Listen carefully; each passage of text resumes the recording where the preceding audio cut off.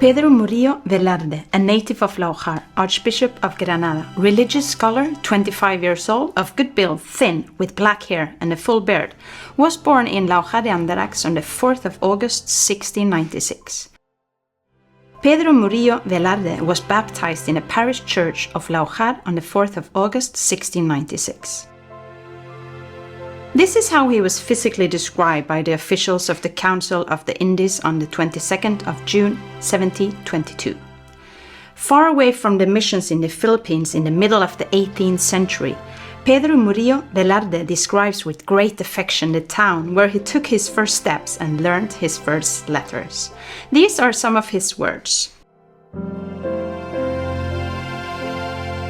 LAUJAR is one of the most important towns.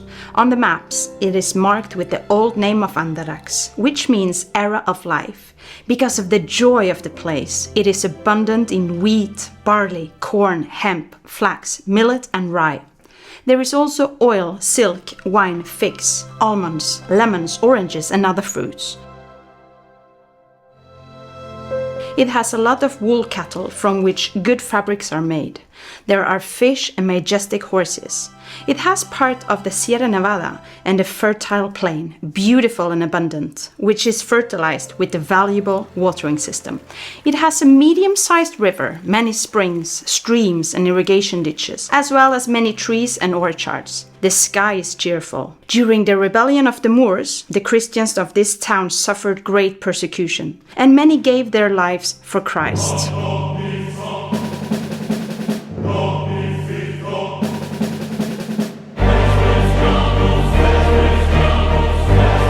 The context in which the Murillos arrived in Almería was that of a desolate territory. On Christmas night 1568, the drums of war resounded in many villages in Almería. The Spanish Moorish Muslim population, who had been baptized in order to remain in the country, renewed their oath to the ancient Muslim kings and rose up against the Spanish crown and the Catholic Church, which they believed represented all their misfortunes. On the one hand, the civil and military casualties derived from different warlike actions, the lost riches, the outraged honor, and finally the expulsion of the native population left a semi-empty territory that had to be repopulated with families from other peninsular kingdoms. Repopulating the interior was a difficult but necessary task to overcome the Moorish problem and reactivate the economy. The presence of military repopulators was favored, with a paradigmatic example being the Murillo Velarde family. The great problem in the interior, as we have already said, were the Monfis, the guerrilla warfare tactic used by the Moors before, during and after the uprising, an element difficult for the army to control. To achieve this objective, the Population Council, created by the king and the general captaincy, decided a broad plan of action centered on two consecutive objectives. The first gave a leading role to the army, which had to occupy strategic points to facilitate the flow of population. The second objective consisted of organizing the defense of the territory with the repopulators once the first objective had been fulfilled. As soon as the Moors were expelled, Philip II ordered a general repopulation of the Kingdom of Granada to fill the vacuum left by the Moorish expulsion, which meant the definitive end of Muslim and Moorish Almería.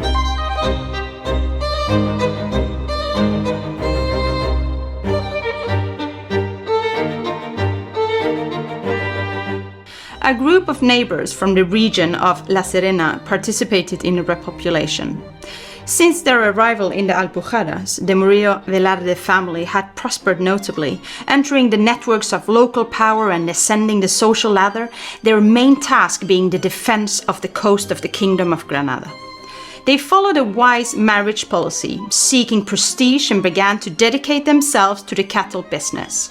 All this investment made them feel comfortable in the Laujareña society, where they owned a chapel in the parish church as a symbol of social status.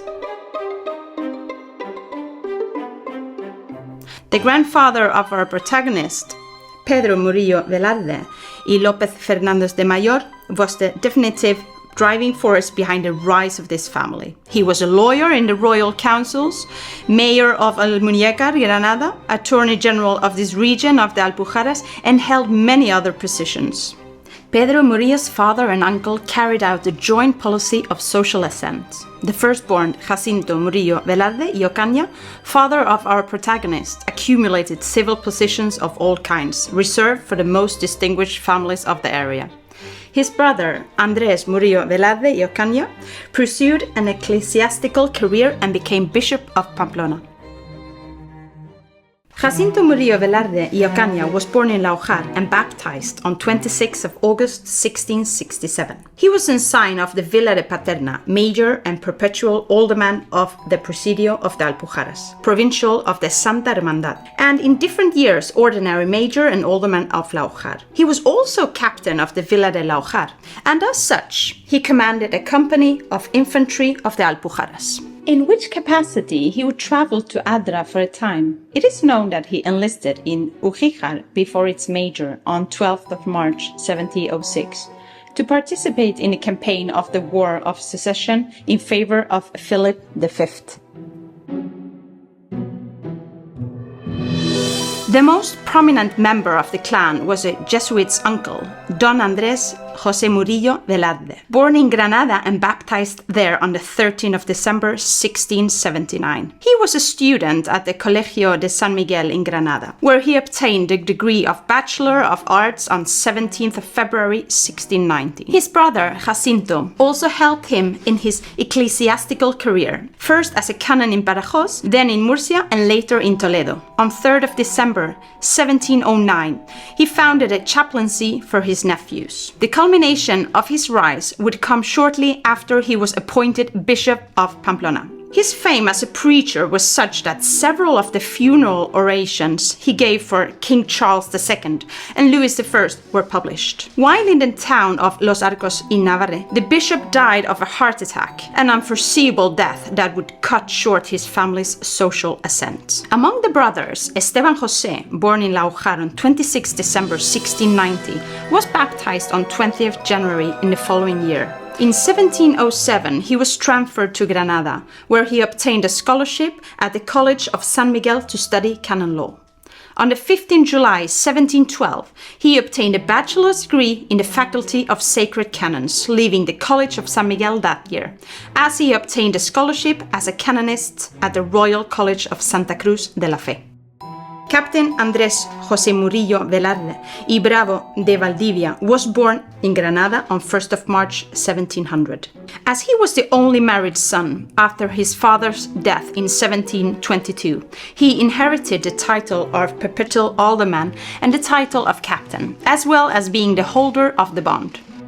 He spent his life in LAUJAR de Andarax, and as the legitimate owner of the bond, he was the true leader of this house and lineage. For this reason, he arranged for himself and one of his sisters to link with Murillo de Berja, the other lineage branch with identical rank and prestige.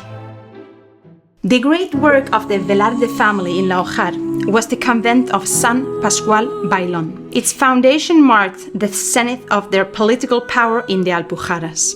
From 1661, the family became involved in its creation, the real driving force behind it being Fray Antonio Murillo, the Jesuits' great uncle, who was also an outstanding poet.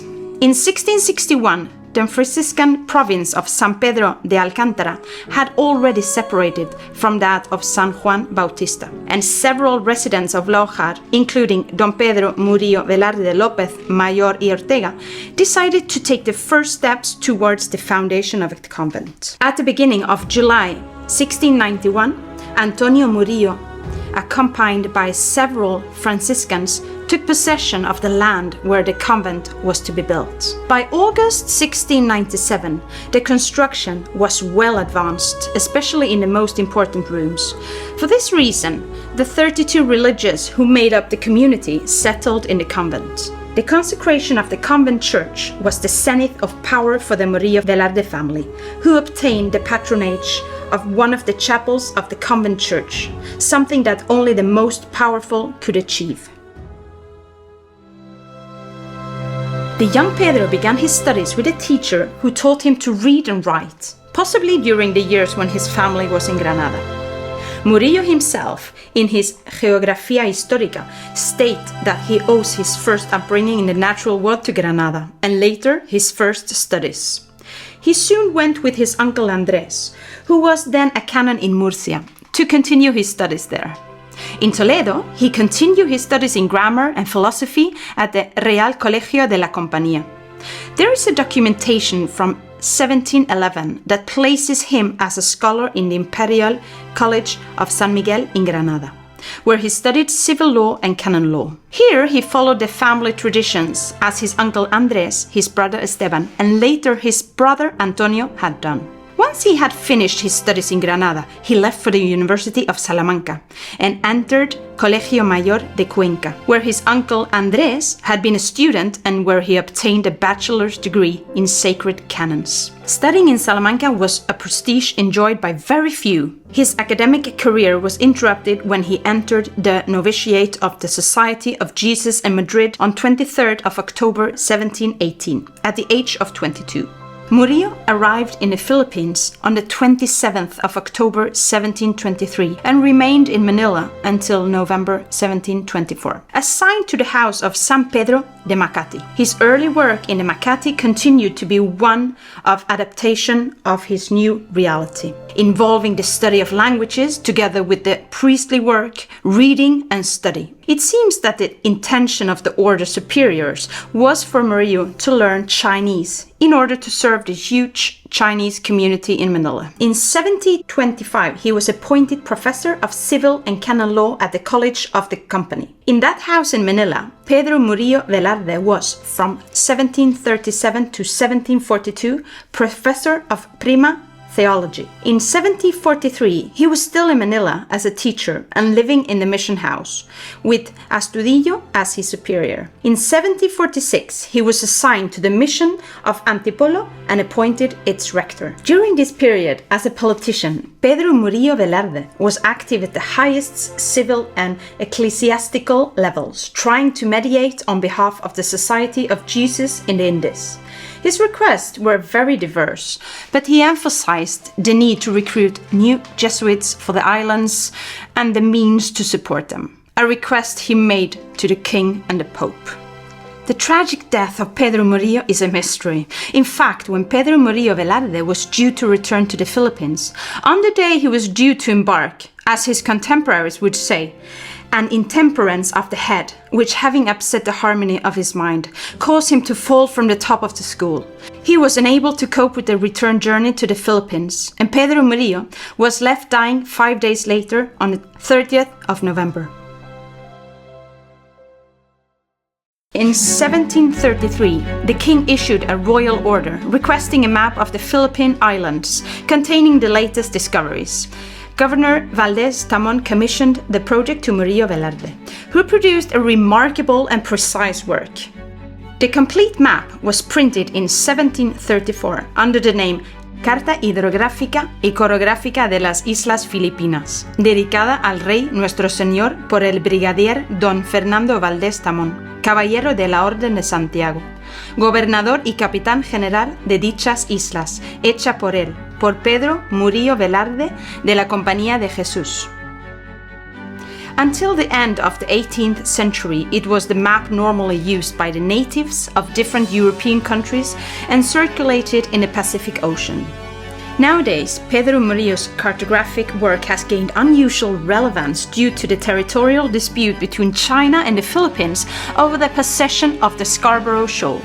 The area is a small group of reefs, islands, and an atoll located between Macclesfield Bank and Luzon in the South China Sea.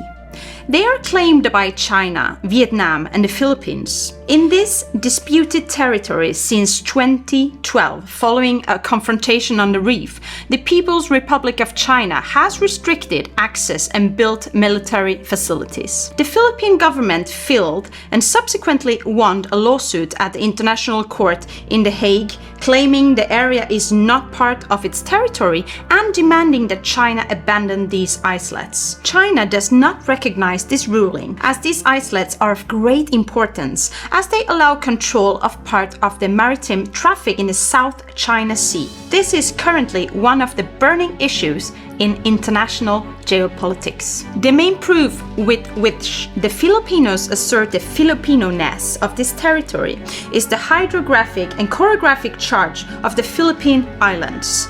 The importance of Pedro Murillo and his map lies in the fact that his map marked these as Spanish and therefore Philippine territories in 1734. This work has led to Pedro Murillo Velarde being considered a hero in the Philippines today. The Duke of Northumberland in 2014 sold a copy of the hydrographic chart to Filipino philanthropist Mel Velarde, who has donated it to the National Museum of the Philippines, transforming Murillo Velarde's map into a true icon for Filipino nationalism. Mel Velarde has shown great interest in the figure of the Jesuit and his land of birth. In 2018, the International Conference on Cartography History was held, focusing on the figure of the Laujareño. Almudena Morales Asensio, as mayoress of Laujar, the historian Valeriano Sánchez Ramos as a member of the Murillo Velarde family, and Carlos Villoria Prieto as a historian specializing in the figure of the Jesuits,